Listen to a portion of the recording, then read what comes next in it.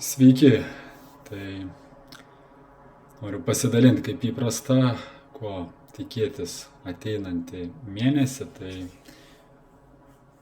išeina, ne, paskutinis vasaros mėnuo, na, kaip būtų gaila, paskutinis. Ir dar kaip labiau bebūtų gaila, kad pastaruoju metu vis tiek matom, kad pasaulyje vyksta daug visokių skaudžių, nerimą keliančių įvykių. Bet tai iš tikrųjų dar kartą primena mums iš tikrųjų, koks yra tas trapus žmogaus gyvenimas, ne, kad mes niekad nežinom, kas mūsų laukia rytoj, todėl turėtumėm irgi nešvaistyti laiko gyvendami be tikslo ar tiesiog nuolat atidėliodami tai, kas iš tiesų svarbu. Ir kol turim, aišku, šį žmogaus kūną, tai mums, sako ir Vedos, suteikta labai tokia brangi, reta galimybė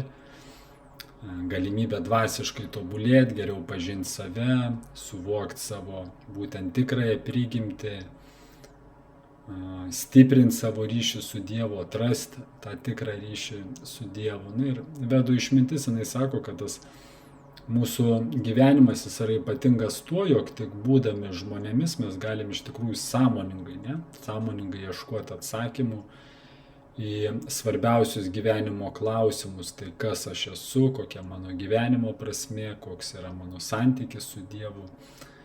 Todėl, nepaisant tokių neramių laikų, linkiu kiekvienam ne tik siekti materialių tikslų, bet ir nepamiršti savo dvasinio kelio. Ne? Tai branginkim laiką, kurį turim, branginkim kiekvieną dieną, stenkimės, sakant, tobulėti ne tik materialiai, bet ir dvasiškai. Tai yra iš tikrųjų didžiausia gyvenimo vertybė. Na ir jeigu žiūrėsim į rugpjūtį, tai rugpjūtis toks pereinamasis laikotarpis. Jeigu lyginsim su birželiu ir liepa, tai rugpjūtis gali būti toks labiau įtemptas mėnuo. Tai šį mėnesį, aišku, vieni iš tokių svarbiausių astrologinių reiškinių bus tai Saulės mėnulio užtemimai, apie juos aš irgi dar padarysiu atskirą video. Jau prasidėjęs retrogradinis Saturnas, reiškia, Venera bus silpna visą rugpjūčio mėnesį, ir apskritai netrūks tokių įtampų tarp planetų. Ir tai toks labiau mėnuo, kai, sakykime, pasaulis ieškos tokios labiau pusiausvyros, nei laikas, kai bus toksai stabilumas. Tai jeigu žvelgsim į geopolitinę situaciją, tai vėlgi esami konfliktai, jie panašu, kad rugpjūtį nenurims, jie gali išlikti tokie įtempti, ypatingai tarp tų šalių, ten tarp Ukrainos, Rusijos. Reiškia, kitur, kur vyksta tokios įtemptos situacijos, kad gali irgi kai kuriais momentais netgi paaštrėti ir labiau planetos rodo, kad toks, kaip, sakykime, sudėtingas laikas, sunku tokias kaip dėrybas kažkokius tai rasti sprendimus, ir gali būti toks labiau tarptautinis sprendimas, labiau kažkokie tai netikėti politiniai sprendimai, nei toks konflikto užbaigimas. Kas susiję su ekonomika, rugpjūtį irgi toks gali iškilti ir išlikti, sakykime, ir iškilti, kaip mes jaučiam. Ir dabar toks ekonominis toks neapibrėžtumas, galimi ir finansų rinkų svyravimai, aktyvesnės diskusijos, ką jau irgi girdim dėl infliacijos, dėl valstybės finansų, tarptautinės prekybos. Ir tai vėlgi, jeigu taip žiūrėt, toks mėnuo, kada atsargiau reikėtų vertinti visokius rizikingus sprendimus ir stengtis išlaikyti finansinį rezervą, ir nepalankus metas priimti kažkokius tai impulsyvius sprendimus. Dabar apskritai toksai metas, jeigu taip žiūrėt labiau pagal Vedų tradiciją, pagal Vaišnavų tradiciją, tai vadinasi toks laikas četurmasė, tai tokie kaip 4 mėnesiai, kada pusdieviai, reiškia, ilsisi, reiškia, tai, kas atsako už visokius tai, sakykime, labiau materialius dalykus, reiškia, dabar sunkiau pasiekti norimą rezultatą. Tai dabar kaip tik laikas labiau jisai eiti į vidų, ne? Dėl to aš irgi pradėjau su tokia kaip ir filosofinė mintim, bet ir tokia praktinė mintim, kad dabar toksai, jeigu mes taip žiūrėsim, rugpjūtis iš tikrųjų irgi tinkamas laikas sustoti, peržiūrėti planus, daugiau dėmesio skirti tam, kas jau pradėta, ne? Kad nepradėt kažko tai visiškai naujo, kas jau pradėta. Tai nėra, aišku, laikas, kad ten reikėtų atsisakyti visko, ne? Kažkokių tai kelionių ir didesnių pirkinių ar panašiai, bet tai laikas, kada reikėtų planuoti atidžiau, ne? Tiesiog pasitikrinti informaciją, turėti kažkokią atsarginį planą, neskubėti priimti sprendimų, jeigu ypatingai juos tik tai iš emocijų yra.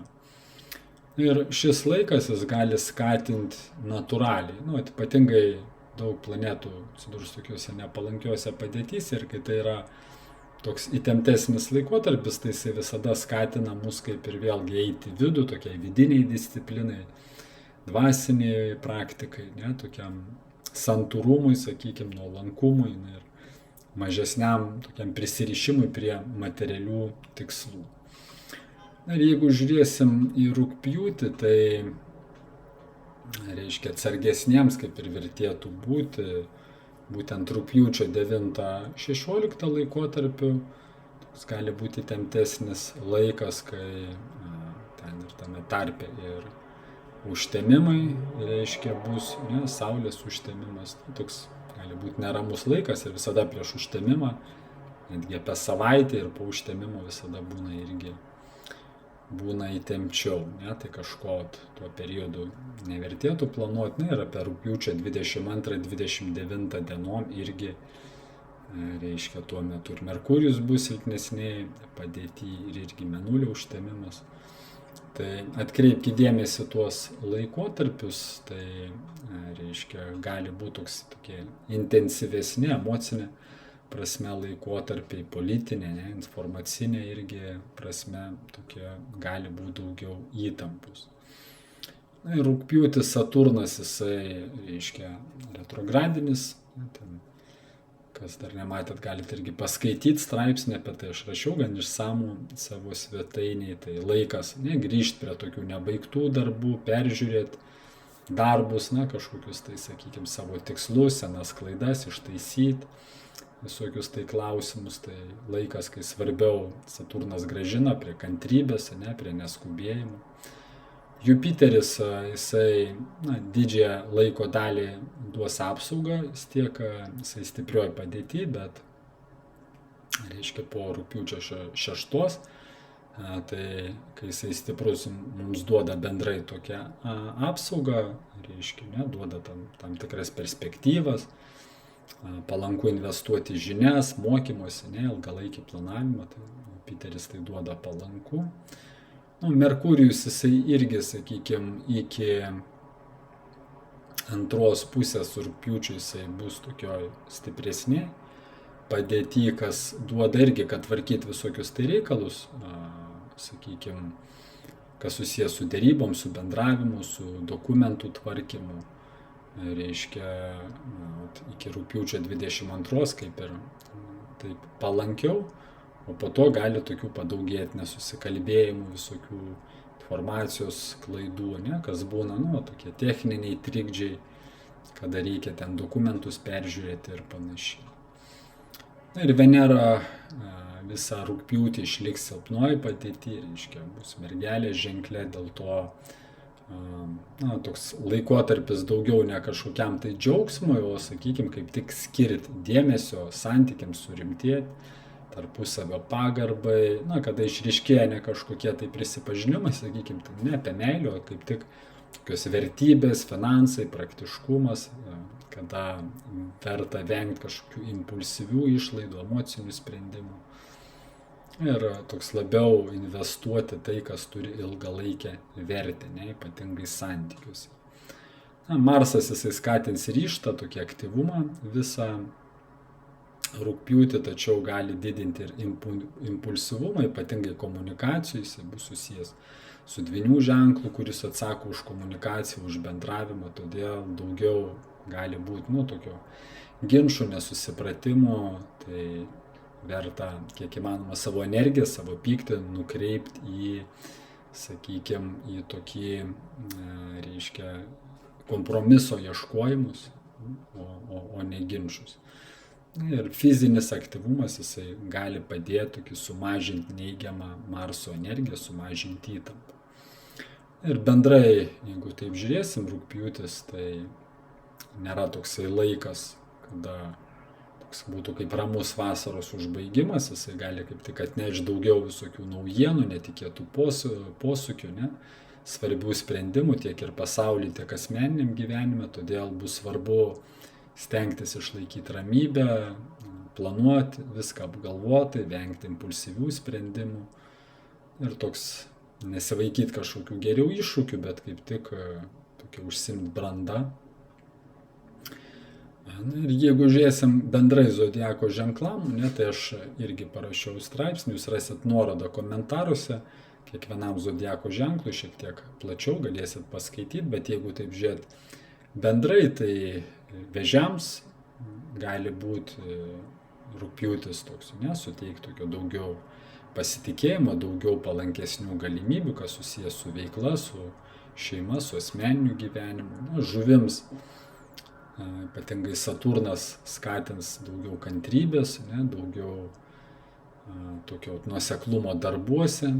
Mergelėms gali, sakykime, Venera padėti santykiuose, kasdieniai veikloje, finansiniuose reikaluose. Tai svarbu irgi planuoti, praktiškus visokius tai darbus daryti.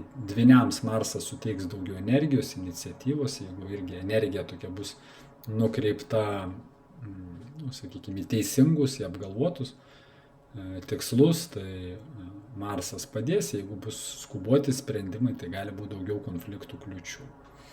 Daugiau kantrybės rugpjūtį gali tekti liūtams, ypatingai antroji mėnesio pusėje, gali tekti labiau permastyti visokius tai tikslus, santykius, gyvenimo kryptį. Vandeniams toks gali išlikti, toks emocionalus. Rugpjūtį šauliams gali tekti dažniau stengtis prisitaikyti prie visokių besikeičiančių aplinkybių.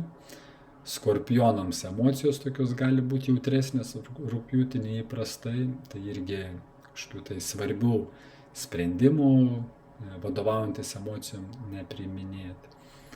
Ir likusiems, sakykime, avinams, jaučiams, svarstykliams, ožiaragiams toks rugpjūtis labiau gali būti neutralus, aišku, daugiau reikės planuoti, neskubėti, atsargiau vertinti ypatingai klausimus susijusius su finansais, su profesija, kažkokius tai sprendimus, jeigu priiminėti, tai irgi juos kaip ir vertinti, neskubant atsargiau. Tai ir jeigu bendrai žvelgiant, tai tiesiog rugpjūtis netokių, sakykime, greitų kažkokių sprendimų, laikas neemocionalių, o taip labiau reikės mokytis prisitaikyti, daugiau kantrybės, daugiau toks laikas, kai kažką tai planuoti ilgalaikio reikia, ir daugiau sėkmės bus tiems, kurie stengsis išlaikyti ramybę, nepasiduoti skubėjimu, lankščiau reaguoti visokias tai besikeičiančias aplinkybės. Tai to visiems ir linkiu, kad rugpjūtis praeitų sklandžiai, prasmingai, ir kaip minėjau, horoskopas savo zodiako ženklui rugpjūčiui rasit nuorodą komentaruose, tai būkit laimingi.